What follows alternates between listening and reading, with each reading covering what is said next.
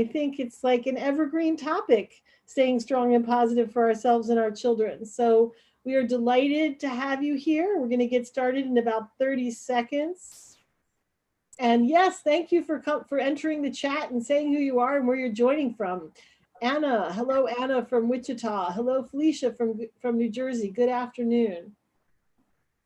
Hi Tammy from Pennsylvania, and Tracy and Maria and Daniela and Melissa and Karen. Oh my gosh, we have a great group of excited people here today. Delighted that you're joining. Hi Raquel, Marianne, Dustin. Yeah, you have a fan club, Ahmad. That's what Tammy said. Awesome. Hi Tammy. You can move to the next slide. This is Ahmad's the end of his series about decolonization for well-being. And the topic today is boundaries and healthy communication during this new year. So I'm just delighted to welcome all of you, Lawan and Joy and Sarah and Carla and Tandra and Michelle and Sarah. So great to have you all here. Hi, Clara and Glenda. And before we get started, just a couple of caveats or a couple of informational points. The ways to engage, you're using the most prominent one. We use the chat a lot. I mind the chat and read comments. And you're welcome to ask questions or answer questions or talk to each other in the chat.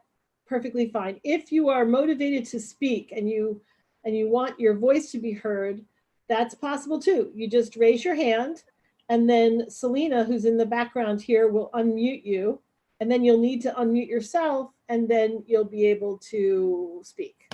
So, hi Elda, welcome.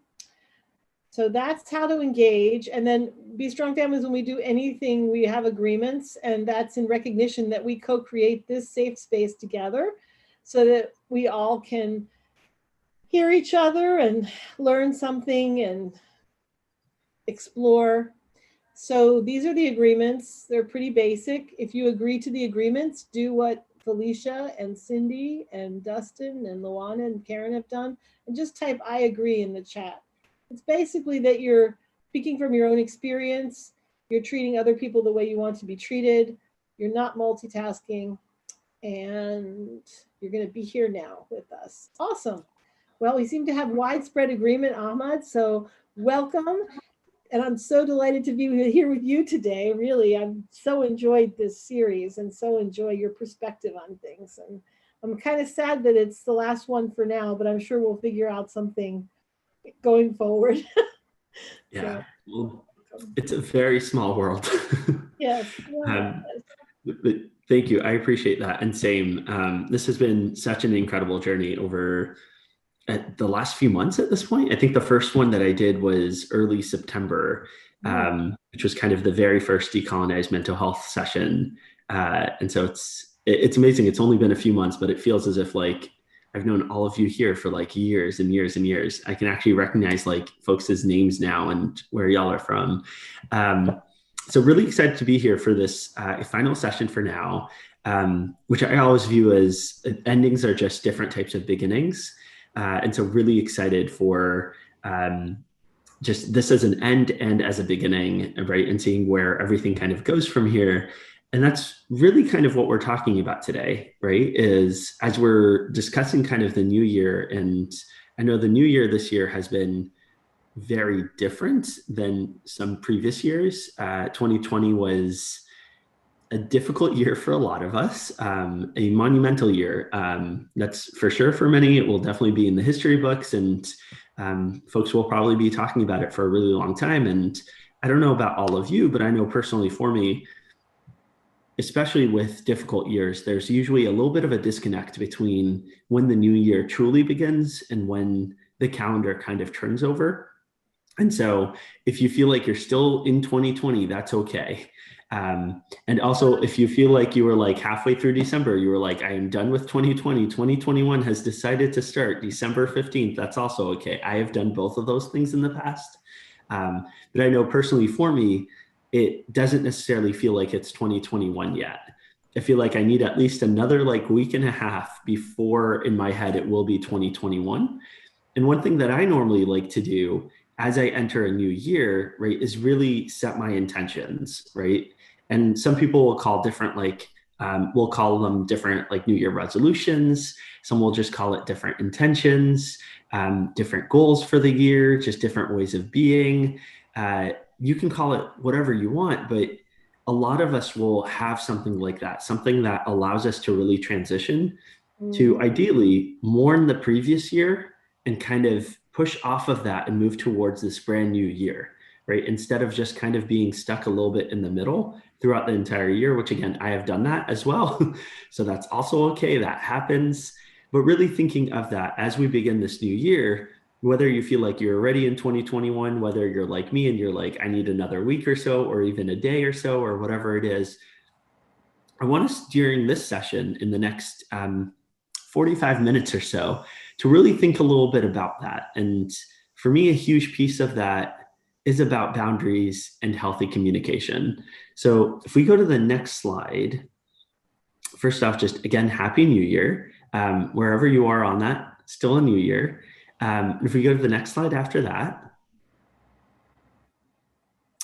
So I want to get started with boundaries, right? And I'll explain why I view boundaries as part of that intentionality, part of those resolutions, why I feel like that for me is probably the top thing that I need to have with that intentionality and to really allow it to be a prosperous year in the sense of I'm mourning the previous, right? And I'm creating something brand new. I'm moving forward. But I'm interested to hear how you all define boundaries in your day-to-day life. So how have you defined it and how have you used it in the past? Well, I'll get started, and for while people are thinking, and while the chat will start populating, or somebody will raise their hand, but I really resonate with what you said in terms of the boundary between the new year and the old year, because that's a boundary too. And according to a fractal epistemology, which is what my graduate works on, that boundaries are fuzzy and permeable in complex dynamic systems. They're fuzzy and they're permeable and they bleed into each, one polarity bleeds into another. And so I'm used to looking at it that way. Like one way of looking at it is that that's the interesting nether ground between two poles. And in terms of preparing for the new year, I always I have a custom of doing a collage, a collage for the new year, which is kind of a right brain way of kind of preparing myself to move in. And I think the other thing Tammy says, or like Kelsey says, boundaries are a form of self-care for me. And Tammy says limits to protect ourselves and others.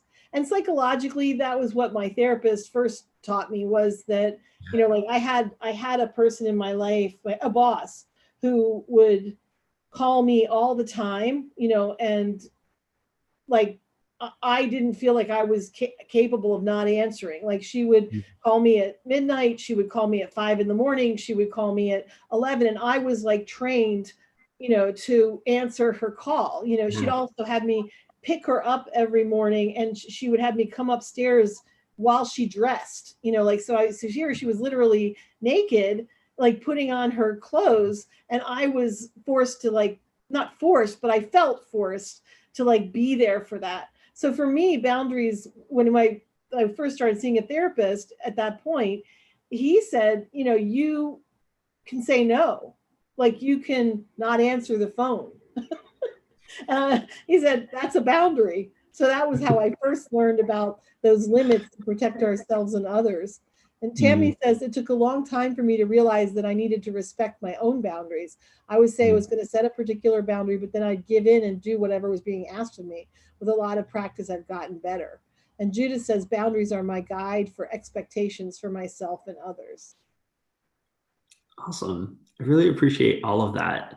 And Kathy, I definitely relate to how for me, in my initial introduction into boundaries was kind of similar, right? Of that I find in the majority of spaces, boundaries are usually talked about when really problematic behavior arises, right? It's usually as kind of a response to something really harmful versus, as some of you have kind of mentioned, and Kathy, you kind of mentioned this as well, of that boundaries kind of go beyond that, Yeah. right? And so if we can go to the next slide, the way that I define it through more of like the decolonized and peer support perspective of things, right? I'm always trying to imagine a world where those types of violences don't exist, right? Where abuse in the sense of folks harming one another in unnatural ways of that doesn't exist, right? I want to live in that world. That's like the utopia I want to build towards. And I'm a fairly pessimistic person, but people look at me as very optimistic. I'm a hopeful pessimist, which is another kind of optimist, I guess. But basically, I wholeheartedly believe that we can get there, right? If enough of us are building that world, why would we not get there and get to that point? And I would still view boundaries as still a piece of that. And so on my own journey, right, recognizing that, right, of that utopia also has boundaries. So it got me thinking of like, how is that even possible, right? If boundaries are a response to something really negative, to something really problematic, how would they exist in healthy worlds, in healthy communities, in healthy workplaces, in healthy relationships, and so on and so forth? And for me, that's where I really started moving away and really digging into that decolonized space, right? More the peer support. And for me, the way I would describe it today is that boundaries are a way to honor ourselves and be everything we are with the people we love, right? It's a way for us to elevate ourselves and everything that we do, everything that we are, and kind of moving ourselves towards that self-actualization, to being everything that we are, and ultimately being with other people in a safe way where they're also able to be everything that they are. And so today, for me, boundaries are not dependent on another person or action, right? So, and feel free to disagree with this entirely, everybody. That's absolutely okay. You get to make up your own decisions around this, but they're not a response to an action. So, for example, if let's say I have a friend and that friend does an action that harms me, right? To me, there's a difference between setting boundaries for myself under this definition versus addressing the situation at hand, right? To me, one is setting boundaries, which are beautiful and they're coming directly from within us. They are the things that we want, that our most authentic selves need to thrive and to continue to grow. And then there are conversations for accountability based on previous actions that have happened. Right? And oftentimes, at least historically for me, I used to use boundaries as a bandage, right? Of how do I try to salvage something that needs accountability, but avoid accountability. And so it was, let me just set boundaries and boundaries and boundaries. And then all of a sudden, I've set so many boundaries that I can't connect with the person in any way, shape, or form anymore. We can't talk about anything anymore. We can't be present in the same places anymore. It's like, all right, we can only be present with a therapist or with this other person. We can only talk about this very specific thing. And it was no longer a relationship where either of us could thrive. And to me, that goes against what I would like us to talk about today, even though that serves a purpose in a time and place. So 1 second, because Yeah. I'm dealing with a situation right now with somebody who is in my inner circle, who is having problems with boundaries, where the other person that he's having problems with always says, like, I'm setting a boundary. I think this is kind of what you're talking about. She always says, I'm setting a boundary. But that setting of the boundary is always about her feelings and her needs and her decision. It's not negotiated. It's not like, we need to set a boundary here. This is the way I'm feeling, and I don't want to feel this way with you. What would be a good, like, it's not the idea that a boundary could be negotiated instead of just set by one person, like to build a wall, or used, or that term used to be able to distance, to create distance, Yeah. So I think that's part of what you're saying in terms of, like, boundaries aren't punishment.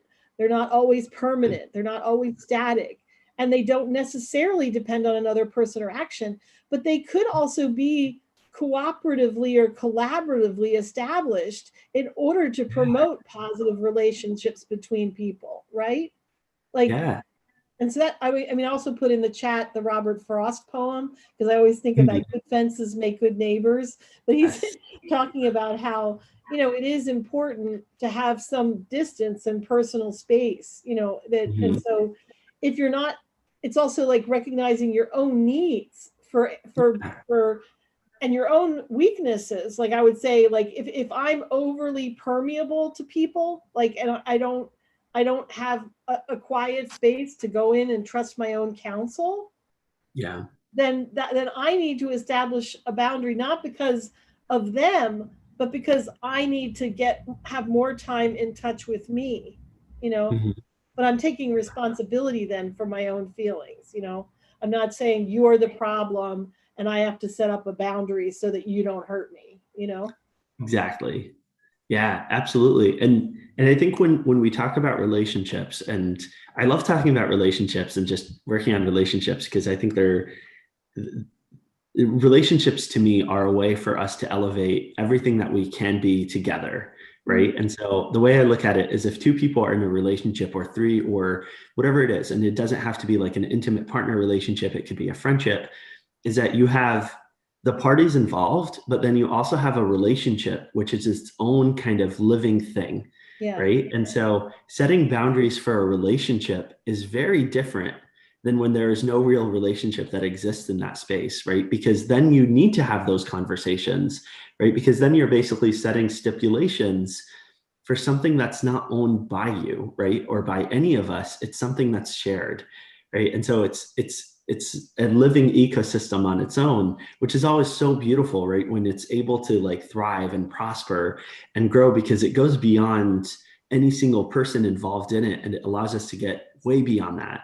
And to me, boundaries kind of do that for each of us independently, right? And as we work on developing newer things, it makes such a huge difference. And so, like you had said, right, in terms of that, it's not dependent on these actions. It's not a response. It's just something that exists deeper within us, um, which is what really makes a huge difference in terms of how we set them up and how we communicate them, which is really where we're going to be talking most today. Because if something happens between, let's say, you and I, Kathy, and I go to you and I'm like, now I need to set a boundary, that doesn't set us up for accountability. It doesn't set us up for success in terms of prospering this relationship. Right. Versus from day one, I'm like, Kathy, here's a boundary that I have with everybody, right? Yeah. It doesn't matter who anyone is. It just, this is my thing, right? This is part of what makes me everything I am. Yeah. And usually that's like, oh, that's something that's beautiful, right? That's something that could be acknowledged and seen. Well, I'm thinking, and or you don't even, if I know what my boundaries are, like, and I just know them, I don't even have to like state them. I can just live them, so like if I recognize, oh, he's in my space in a way that I don't want him to be, or them, or they or them, I'm sorry, if they're in my space in a way that I don't want them to be, then I don't have to like declare I'm setting a boundary, or even tell you about my boundary. I can just kind of notice that for myself and have the conversation. Like, when you do this, it makes me feel some kind of way, So Exactly. how can we talk about that? And it's basically, I haven't declared a boundary, but I have acted on a boundary that I had declared for myself earlier, Yeah, So absolutely. And if we go to the next slide, everything that you're mentioning is really where we're able to begin taking boundaries into more of a transformational lens, right? Where, because it's about self-ownership, it's about everything that we are, right? We don't have to communicate every boundary, right? It's not like, all right, Kathy, give me your list of boundaries. Let me send you my list of boundaries. Right? right. Like it's just a way of being, right? And one really amazing way to kind of honor different people around us and honor ourselves, right, is always having space where we know that people have boundaries. We know that we have boundaries, but we don't necessarily need to name them. And we can still be with one another. We can still honor one another. And ideally, right, is that as they're coming up, they're really coming up in terms of, like you said, of, hey, let's kind of have this conversation, versus, all right, I need this and this and this and this for my protection. Because a lot of that, and I'll talk about this in a little bit towards the end, a lot of that is more of a trust base versus a faith based approach, which is more where that decolonized and peer support world kind of exists, just something that we've talked about in previous sessions, right? Of that, why would we assume that the person next to us is going to harm us immediately, right? Versus seeing the person in unlimited possibilities, including the best possible possibilities. And if harm does happen, or if we're seeing warning signs or whatever it is, and we need to have that conversation, how do we have those healthy conversations? And if harm has been done, how do we ask for healthy accountability? And how do we move forward, whatever that ends up looking like? And that's really all it is with boundaries, right? Well, And I was thinking like you were saying trust versus, what was the other one? Trust faith, versus faith. faith, like trust Yeah, versus faith. I was thinking fear versus love. that too. Yeah, You know? absolutely. Like, and if you think about for children, you know, like even with a parent setting boundaries or helping children set boundaries, or like, you know, building a fence to protect, like what's the balance between fear, you know, protection, and self-love and self-care, you know, and just, you know, respect, you know. So, and I think all of that's involved in boundaries, right? Yeah, absolutely. And I love that framing of it, of the fear versus love. That's beautiful. That's a wonderful way to put it. Yeah, Miranda has a question, which is any absolutely. suggestions as what to do after boundaries have been crossed by someone else who's a close family member, even after numerous conversations. So, you know, you have conversation, like in the best of all, you know, you already done that, like you already, but they continue, you know, they continue. What do you Yeah, do then? yeah, absolutely. So that brings us to that third box, in terms of that accountability for self and others, right? Because if we communicate a boundary and there's nothing that we're going to do to uphold that boundary, right? Of asking for that, for being honored and seen for everything that we are and having those boundaries, then to a lot of people, they might not necessarily be worth anything, right? If an individual is able to just cross that boundary over and over and over again without any accountability, they may not really honor that. When it comes to family in particular, it does get a little complex. I will say though that if you look back at the webinar that we did a couple of weeks ago, the last one, we did an entire webinar specifically around accountability, right? So what does it actually look like to walk through accountability with an individual, and how do we do that? Ultimately though, when it comes to certain individuals, and you get to determine who those individuals are, right? You get to create kind of a prioritization of what for the sake of the relationship, whatever that relationship is, you're able to make different exceptions to your own boundaries if you choose to.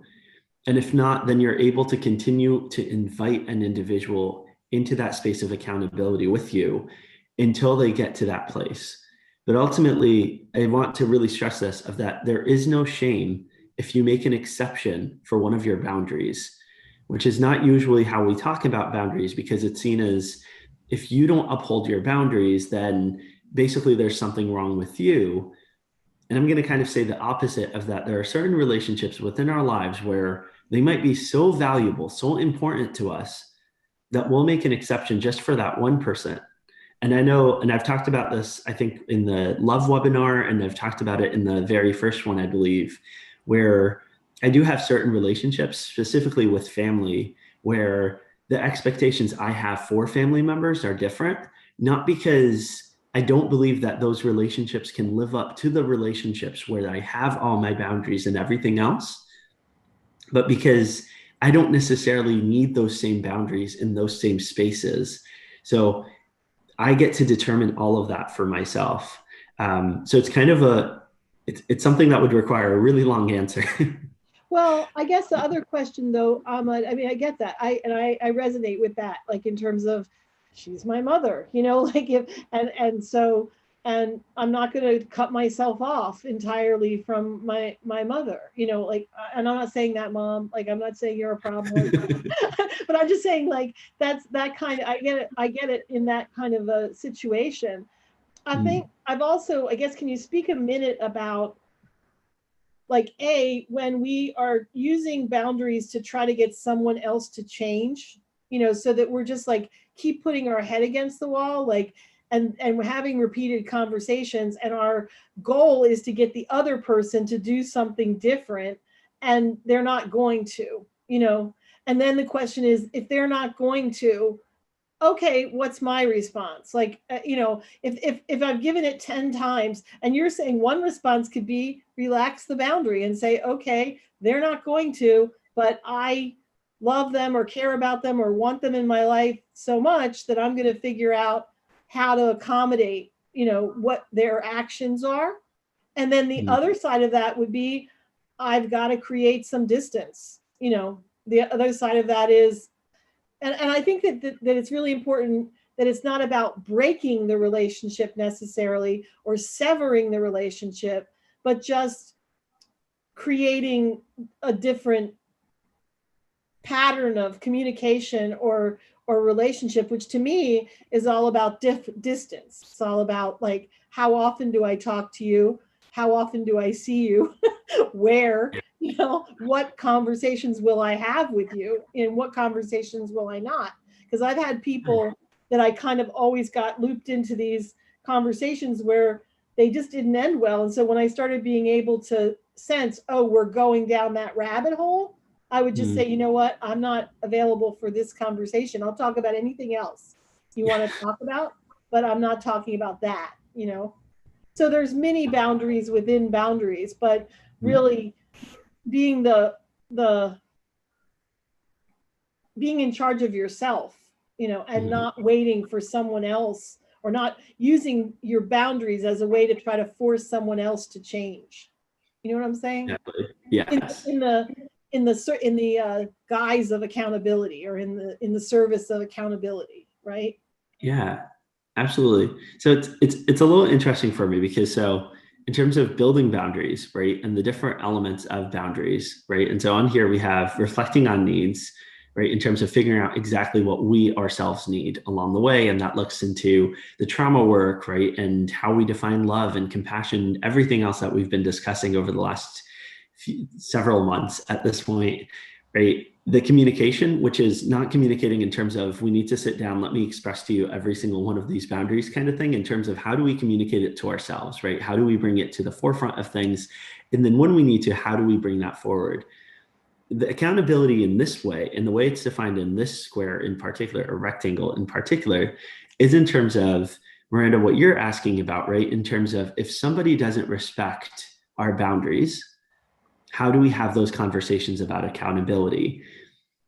At the same time, there's also kind of a separate piece of accountability, right? Which is where I kind of separate between boundaries and things that just require accountability, right? So when it becomes a response, when it becomes certain individuals around us that may be harming us in different ways, right? And we want to recommunicate these boundaries, or whatever it is, oftentimes what happens, and this is why that accountability is kind of included in both, oftentimes we don't necessarily have the conversation about accountability, and it just, here's my boundary. So again, to like an example between me and Kathy, if I go and I'm like, let's say Kathy has harmed me in some way, shape, or form, right? Because let's say we had a conversation about race, for example, right? And like, Kathy's white, I'm a person of color. And so like maybe something happened there, right? And I go to Kathy and I'm like, Kathy,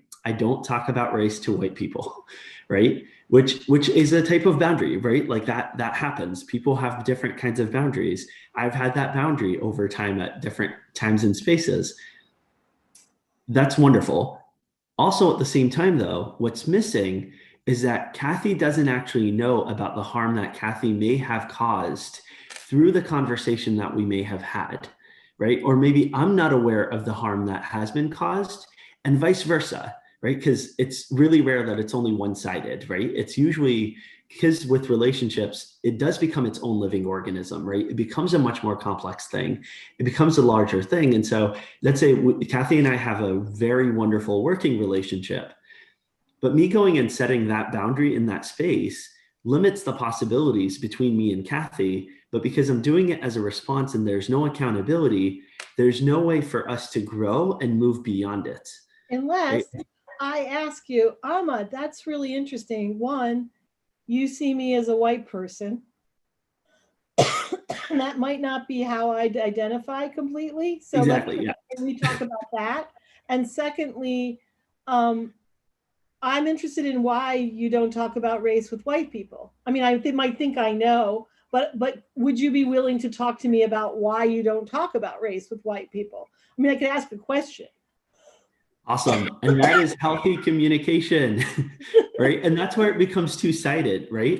It's not just the expectation on one side of, all right, one person has to own all of communication, all of everything. And that's where our relationships are able to grow, right? Let's have some of these conversations. You could even ask, all right, I hear you. I hear that that's a boundary that you have. What can I do to support you, right? Like, because we always want to go back to that support. We want to be able to have conversations in terms of how do we grow? How do we, again, elevate? How do we fulfill that self-actualization together versus, again, let's just set all of these different boundaries. I could also ask you, and what about, is there something that I've done or said in our relationship that's made you feel like you have to verbalize that boundary right now? Like, yeah, and we could get into that also. absolutely. If enough trust, but this is where I'm hearing you, like from what you were saying before. If we care enough about the relationship, and if there's enough trust between us, Mm-hmm. and if there's more love than fear, then we can have that healthy communication. And, not to change the boundary. I'm not trying to but just to understand each other better and to create more, to strengthen our relationship and strengthen our bond instead of just like undermining it. Yeah, exactly. Absolutely. And so it's that piece of accountability is so important with boundaries, right? Is that because if we don't do that, that boundary just sits there without healing. And that means we're not moving forward in that regard oftentimes. Now we could go separately, right, and heal from different things and over time, right, find our way to be able to have these conversations together. But why can't we, and this is where healthy conversation comes in, right? Or healthy communication comes in, is that as we're doing that, we could have that same conversation together, right? So the boundaries are there, the accountability is there, that growth is there, the healing is there, and we're able to continuously move forward, right? Because boundaries, again, are not about a single situation. They're not about a single person. They're about us. They're about our needs in our time, in our place. So like with that boundary that I had mentioned of that at one point in time, I would not talk about race to white individuals in particular. That was because my PTSD had been re-triggered and literally any conversation was like the end of the world, right? It had nothing to do with anyone else. It had everything to do with me in that moment in time. And it had everything to do with me because I also knew that this is temporary, right? This isn't for the rest of time. I'm never going to talk to white people ever again, right? Or cis people or straight people or any of those things. It's just in that moment in time for me to be able to take that step back, to take care of me, to heal, I needed different boundaries, right? But it's temporary. They're constantly changing. I'm constantly growing and having those conversations. And so if somebody asks me those questions that Kathy just asked versus someone that takes it personally, because that did happen, a lot of people were like, that means you hate me and we're never talking ever again. And I wasn't in a place where I can like invalidate that, right? And really go into that conversation and try to explain everything. And then there were others who did ask, and I was like, my PTSD is triggered. And they're like, oh, I get it. What do I need to do? What can I do? And then we did have the conversation much later on, but it wasn't anything that they had said or done that was the problem in the first place, right? It was where I was in that moment. And so I definitely want to invite everyone to really think of that in your own relationships and your own styles and your own boundaries and communication and everything. Of also, how do we move away from this single person, single blame life, I guess, not lifestyle, but but just way of being, right? Because oftentimes when I work with groups, when I work with relationships, with even like parents and children's, with individuals, so much of it becomes just one versus another, right? And it stops being that we all have accountability that we need to do, right? We all have room to grow. We all have room to grow in terms of our healthy communication, in terms of our reflection. And if we go to the next slide, I'll really talk about like what I mean with that healthy communication. What are the 4 areas that I feel like are absolutely critical to that healthy communication? So if we can go to the next slide, Selena. Great. Perfect. Thank you. And so for me, with healthy communication, so everything that we're talking about, and we've kind of skipped ahead a little bit. So you've already kind of gotten examples of all of this, which I really appreciate. It makes it so much easier. For me, healthy communication has to have these 4 different elements. And there are other elements that could be a part of it, absolutely. And so you get to determine what else you would like to include in your own healthy communication. Maybe you only want 3 of these, that's perfectly fine. You really just want your consciousness to be able to be a part of all of this, right? To make the decisions for yourself of what is healthy communication for you, for yourself, for the people around you, for different types of relationships. How do you define that? And for me, I define it with these 4 different things, which I intentionally put in this order so that they can spell vibe, although they don't have to be in this order. But I love it because I think the VIBE acronym is really wonderful because ultimately healthy communication isn't only about words, it's about we do it with body language. It's about the feeling. And so I think this really gets to it. Like, how do you maintain the vibe between people, and I think that's awesome. Yeah, absolutely. Yeah. Tandra says healthy communication is a vibe. Yep, yeah. I think so. I agree with you, Tandra. Let's make this a thing in 2021. Yeah. Love, this is the vibe. Yeah. It is. Communication is a vibe. And I think that in all of the, the vulnerability, intentionality, balanced, empathic, or empathetic, that's what the vibe is. I think you've named it. It is, yeah. And so let me go through these. Can says, we get the t-shirt? All right, that will be the next I'm sure Be Strong Families, along with our masks, will start with the t-shirts. Right? Awesome. So let me, I want to go through these really quickly. I know we've already kind of talked about them, and as soon as really you see it, it kind of just hits, and it's like, that makes perfect sense.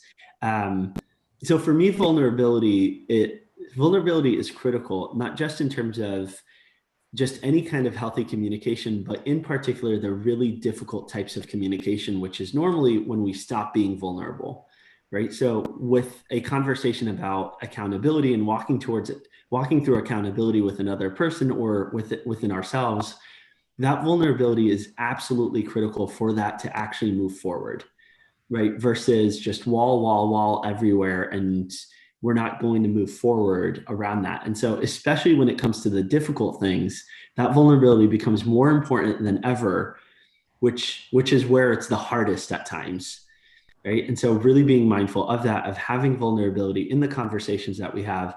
And I always tell people within my own life, right, in terms of the way I show up into spaces for my friends, my family, my relationships, right, of that I'm going to be vulnerable, and I'll say that I'm vulnerable because I know it matters, right? And at times I'm the first person to be vulnerable. Sometimes it's the other person that's vulnerable. Sometimes it's the rest of the family that's vulnerable. But to me, that vulnerability is absolutely critical, especially for the difficult things, which are usually the things that destroy the things that we're building. Okay, so say that again. So vulnerability is absolutely necessary during the most difficult of conversations, which is usually when it's the hardest to bring forward. But when we don't have that, then those are the things that destroy the relationships that we're building. Mm-hmm. Right? And so that vulnerability is absolutely necessary for me, at least. Yeah, and I think also an important thing about vulnerability in those contexts, Ahmad, is it does come down to trusting yourself and being Mm-hmm. able to stand with your truth in a way Mm-hmm. that is not aggressive or not over, it's to be vulnerable, it requires a lot of self-confidence, Mm-hmm. and self and a good relationship with yourself. And I think it's a muscle Absolutely. too. Like it's something that you build, you practice being vulnerable, you practice not Yes. trying to think about how it's going to be received, but just trying to get as clear as possible about what you're feeling and thinking, because that's, to me, that's the struggle sometimes too, is like when I get triggered, I just don't know what I feel and think. And so then I can go Yeah. into kind of a pleasing thing and trying to say, if I say this, what are they going to say? Yeah. Instead of just coming to, okay, what is happening for me right now? And what is the most clear way and non judgmental, non aggressive way I can express what's going on for me right now? You know? Yeah. Absolutely. Absolutely. Um, it 100%. Absolutely. And that's where, for me, vulnerability is such a beautiful thing because it's in terms of relationship building, right? Because again, it's that external kind of organism that allows us to kind of move way beyond. Um, is that part of vulnerability for me is also building relationships with individuals where if I do say the wrong thing in that vulnerable space because I don't know how to communicate it yet, I hold hope and I have faith that they will give me grace and Mm-hmm. ask questions to support me to communicate it in the way that I truly want to. Versus, Ahmed, you said X, that means you mean X, that means it's the end of the world, right? Like, and now you're being punished for that vulnerability, which I know for me throughout my life, that's kind of happened quite a bit. Where, and every time, right, kind of pull back, stop vulnerability again, right? Because it's like I'm trying to express my innermost thoughts but I've never spoken them out loud before. And so I don't know how to do that. Mm-hmm. And so I need people to be patient with me, just like I'll be patient with people as they're sharing that. Yeah. And so I think that's critical, right? That That was two-way what I piece was of it. and that was what I was going to get to, Ahmad, is that you can model that in the way that you respond to other Yeah. people's things that may trigger you. Like Mhm. you can take a deep breath and say, oh, I need to understand more about what you mean by that because I don't want you Mhm. to feel that way about, but and you can be honest and vulnerable Yeah, as you plummet without attacking. Arlette absolutely. says, I'm so scared to tell people the way I feel on when I guess when I'm mad, I'm scared to hurt the other person. So I keep to myself, and sometimes it makes me mad. How can I pass that situation? Like when I'm not telling the truth or not saying what I feel because I don't want to hurt the other person. So I just bottle it up inside, and Mhm. then I get angry. You know, Yeah, some people absolutely. bottle it up inside and then they get depressed. You try, Mhm. they get so like bottling up the way you feel or not expressing the way you feel because you don't want to rock the boat can cause all kinds of health problems. Yeah, But how do absolutely. you get rid of the fear? I mean, I think that's the question, is like, how do you get rid of that fear of hurting the other person? Yeah, absolutely. So first off, I can definitely relate to that. I've lived so much of my life with that, um, and that fear is very real, right? And it's very difficult taking that first step. The thing with vulnerability, though, is that it's one thing that we build off of one another. So whenever a person starts being vulnerable, it's usually reciprocated, and it builds and it builds and it builds. But somebody has to start it, right? And moving past that fear, right, and being courageous and saying, you know what, I'm going to take a chance to do this, right, to be vulnerable, to share my truth. And for me, if you're doing it in a way where when I was starting out, right, for me it was really recognizing, right, in terms of what I valued within relationships and what I wanted in the future, and how being vulnerable, even if the reaction was not positive, that by itself, just being able to do it, right? Having that courage and honoring that courage and intentionally being there and allowing myself to celebrate myself for that enormous win, regardless of the consequence, that by itself was a big enough step. And it's amazing when like people see that and you model it and people around you start being vulnerable in different ways. Yeah, so Ahmad, one of the things that I learned early on is that anger, and this is for you, Arlette, sometimes anger masks a lot of other emotions that are less comfortable to feel sometimes, because Mm-hmm. anger has some power to it. So Mm-hmm. so sometimes anger and getting mad at somebody masks disappointment and sadness and other kinds of emotions. And the and I'm telling you this, Arlette, because I think when you say you're scared to tell people the way you feel when you're mad, one thing to do is say, what else am I besides mad? I mean, to yourself, like, do I Yeah. feel hurt? Do I feel let down? Do I feel scared? Do I feel sad? And if you feel those things as well, then the vulnerability is about expressing more of the emotions instead of just the anger, because Yeah. the anger probably isn't going to get you as far as if you're really vulnerable and you really say what you're really feeling. Does that help, Arlette, at all? And then there were some ideas in the chat about Yeah. journaling emotions and going back. Yeah, anger is a mask emotion. Awesome. It's okay to get angry, you just can't act out on it. Disappointing of the person. Yes, if Mm-hmm. you're disappointed and then the disappointment makes you sad, the disappointment makes Mm-hmm. you scared, like that, and your needs, and back to what Ahmad was saying, it's about your Mm-hmm. needs not being met. So Yeah. when you can have a fuller conversation, I know we got to go, we got to run No, quickly we're now. good. So just one quick thing that I'll do as well is also I'll ask myself, what do I want from the other person, right? How can they support me? And how do I include that in it, right? Because it's very different to go to a person and say, hey, I am disappointed in you, or I am mad at you, or things like that, and it stops there, right? Versus, hey, I've been feeling this disappointment, and here are some things that I would love that we can do together, right? Or that you can do, right? Or whatever it is that allows us to really move forward. And so really also thinking of that of what would you really like to communicate beyond just the emotion itself? And then oftentimes that allows us to begin brainstorming. And even if you don't know, you can communicate that of like, hey, like this is where I'm at right now and I don't know where to go. Can we have a conversation about it? Right? Can we That's brainstorm such a great together? point. It's such a good point, because so often we think we have to do the I feel this way and that means this, and then this is what Yeah. we have to do, and then you tie it all up in a bow, and then you restrict a lot of possibilities. It's like, Yeah. and we make assumptions and jump to judgment really fast. Yeah, absolutely. And I feel like we've kind of covered the rest of these, right? So that intentionality of we're intentionally having these conversations. It's not just by accident they're happening. It's we're really setting that those intents of that we want our communication to be healthy. We want to make sure that we're bringing ourselves into this. We're bringing that vulnerability. We're bringing balance into it. And by balance here, what I really mean is that it's not a matter of let me sit in front of a person and let me give them 5 hours worth of all of my emotions, right? It that, at least from my experiences, does not end well, right? That overwhelms everyone.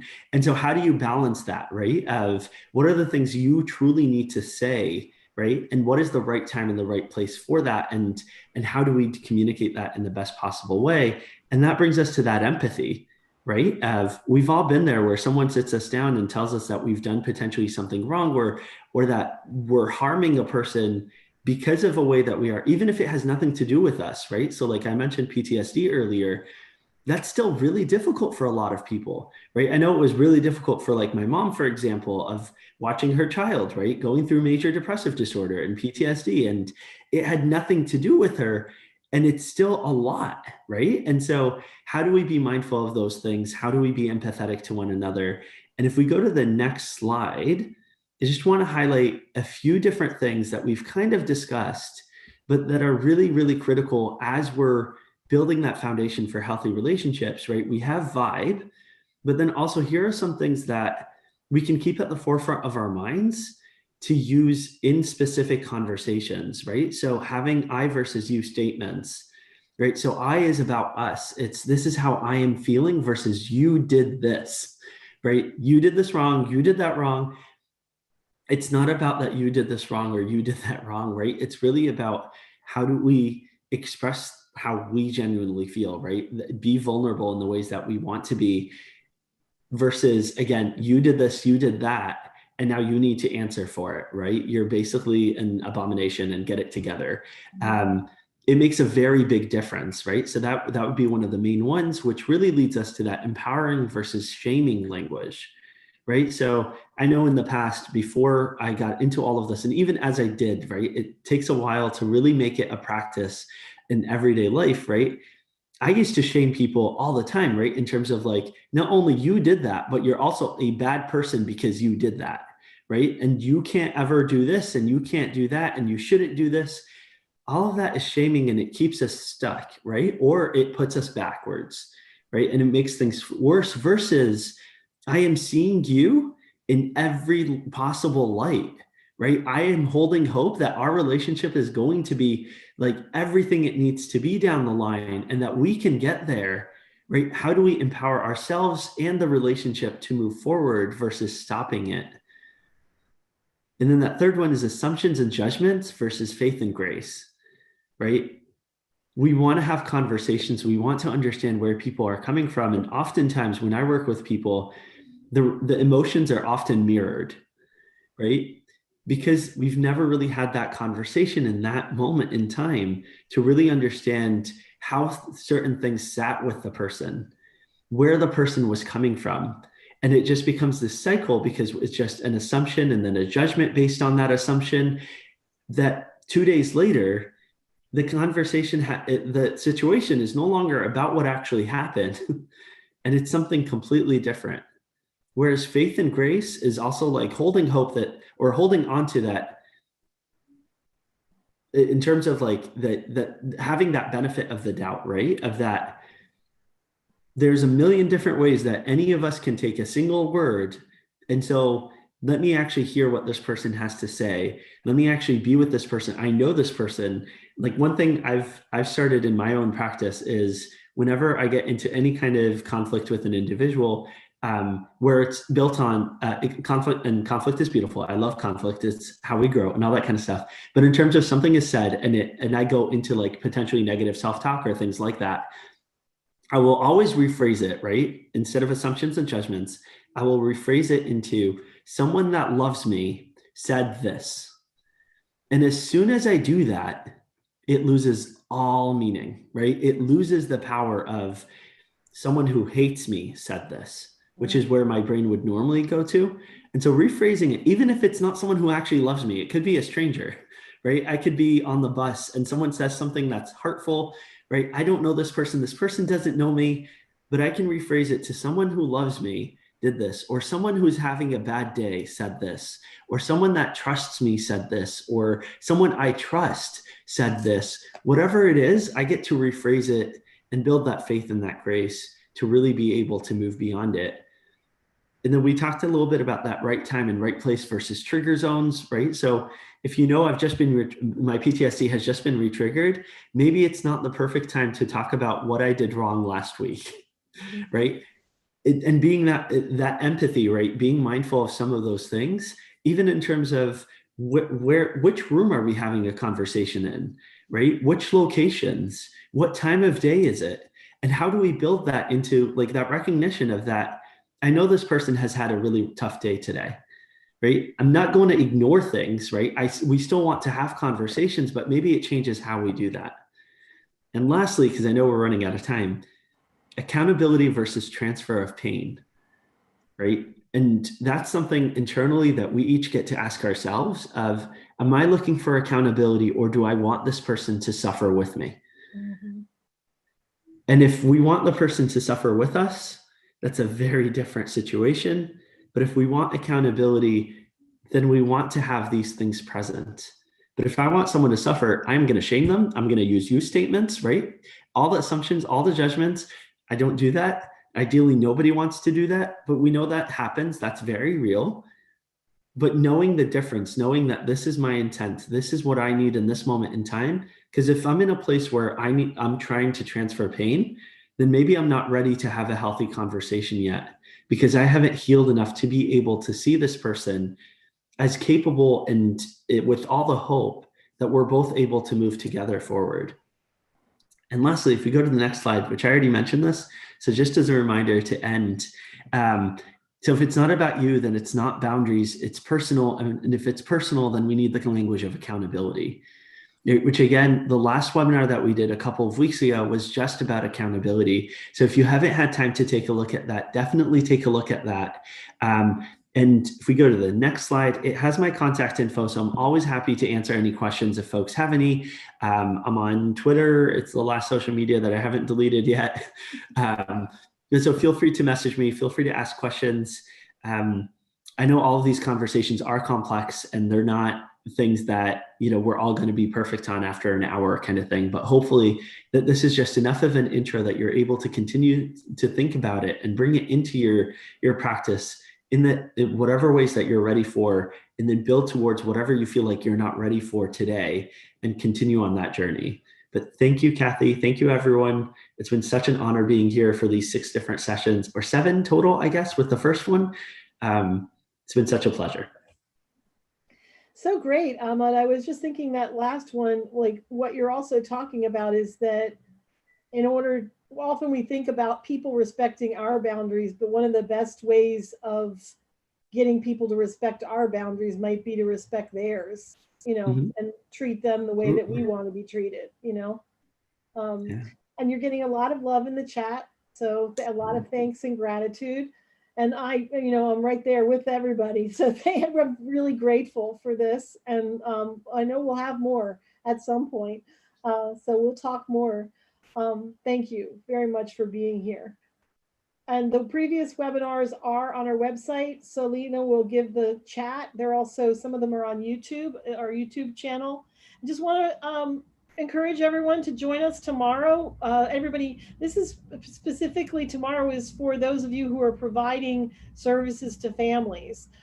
Eva Rivera from the Brazelton Center is going to talk about a number of projects and a number of resources that promote virtual service delivery and quality service delivery. So join us for that. And then Carol Mizuguchi is back on Friday. You might remember Carol was talking about building authentic relationships and creating institutional change, specifically anti-racism. And she didn't get to do full justice to allyship. So she's going to be talking about allyship on Friday, January 8th. So, which is on a couple days. So just want you to amplify what out of this webinar, this is your chance. And actually tomorrow we're going to learn of a way to create a word cloud quickly, which we might use for this amplify. But out of this webinar, what do you think needs to be amplified in order to achieve a more perfect union, better relationships across differences?